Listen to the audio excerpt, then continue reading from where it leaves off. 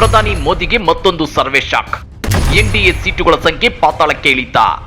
India ಮೈತ್ರಿ ಪರ ದೇಶದ ಜನ ವಾಲ್ತಿರೋದಕ್ಕೆ. ಪ್ರಧಾನಿ ಮೋದಿಗೆ ಮತ್ತೊಂದು ಬಿಗ್ ಶಾಕ್ ಎದುರಾಗಿದೆ. ಇತ್ತೀಚೆಗೆ ಹೊರಬಿದ್ದ ಸಮೀಕ್ಷಾ ವರದಿಯೊಂದು ಎನ್ಡಿಎ ಮೈತ್ರಿಕೂಟಕ್ಕೆ ಮುಟ್ಟಿ ನೋಡಿಕೊಳ್ಳುವ ಹೊಡೆತ ಕೊಟ್ಟಿದ್ರೆ, ಐಎನ್ಡಿಎ ಮಿತ್ರಕೂಟಕ್ಕೆ ಗುಡ್ ನ್ಯೂಸ್ ಕೊಟ್ಟಿದೆ. ಹಾಗಾದ್ರೆ ಎನ್ಡಿಎ ಗಳಿಸಬಹುದಾದ ಸೀಟುಗಳ ಸಂಖ್ಯೆ ಪಾತಾಳಕ್ಕೆ ಇಳಿಯುತ್ತಾ? ಐಎನ್ಡಿಎ ಮಿತ್ರಕೂಟದ ಪರ ದೇಶದ ಜನ ವಾಲ್ತಾ ಇರೋದಕ್ಕೆ ಅದನ್ನ ಡೀಟೇಲ್ ಆಗಿ ತೋರಿಸ್ತೀವಿ. ಆದ್ರೆ ಅದಕ್ಕಿಂತ ಮೊದಲು ನಮ್ಮ ಚಾನಲ್ ಅನ್ನು ಸಬ್ಸ್ಕ್ರೈಬ್ ಮಾಡ್ಕೊಳ್ಳಿ. ಹಾಗೇನೇ ಪಕ್ಕದಲ್ಲಿರೋ ಬೆಲ್ ಬಟನ್ ಅನ್ನು ಪ್ರೆಸ್ ಮಾಡಿ.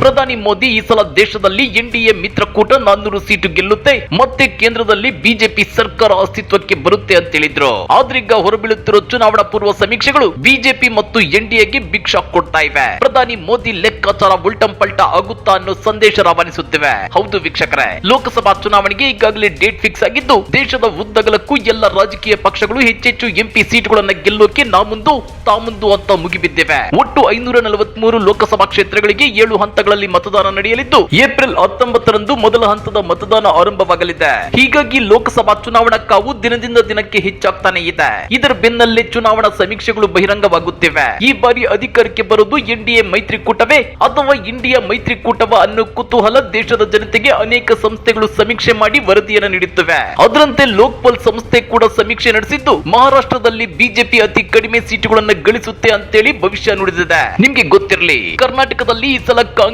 17ಕ್ಕೂ ಹೆಚ್ಚು ಎಂಪಿ ಸೀಟುಗಳನ್ನ ಗೆಲ್ಲುತ್ತೆ ಅಂತೇಳಿ ಈ ದಿನ ಸಮೀಕ್ಷಾ ವರದಿ ಹೊರಬಿದ್ದಿತ್ತು.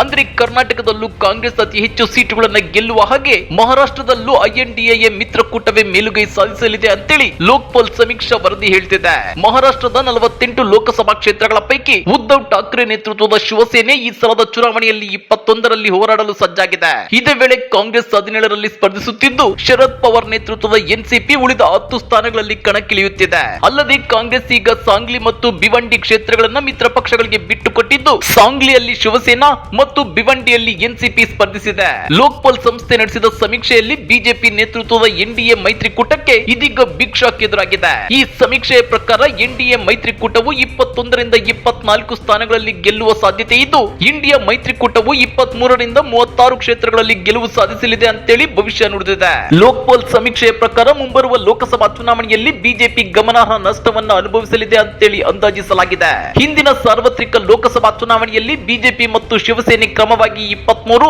ಮತ್ತು 18 ಸ್ಥಾನಗಳನ್ನು ಗಳಿಸಿ ಮೈತ್ರಿ ಮಾಡಿಕೊಂಡಿದ್ವು. ಆದ್ರೆ ಈ ಸಲದ ಲೋಕಸಭಾ ಚುನಾವಣಾ ಪರಿಸ್ಥಿತಿ ಕಂಪ್ಲೀಟ್ ಬದಲಾಗಿದೆ. ಶಿವಸೇನೆ ಮತ್ತು ಎನ್ಸಿಪಿ 2 ಪ್ರತ್ಯೇಕ ಬಣಗಳು ಎನ್ಡಿಎ ಜೊತೆ ಹೊಂದಾಣಿಕೆ ಮಾಡಿಕೊಂಡಿವೆ.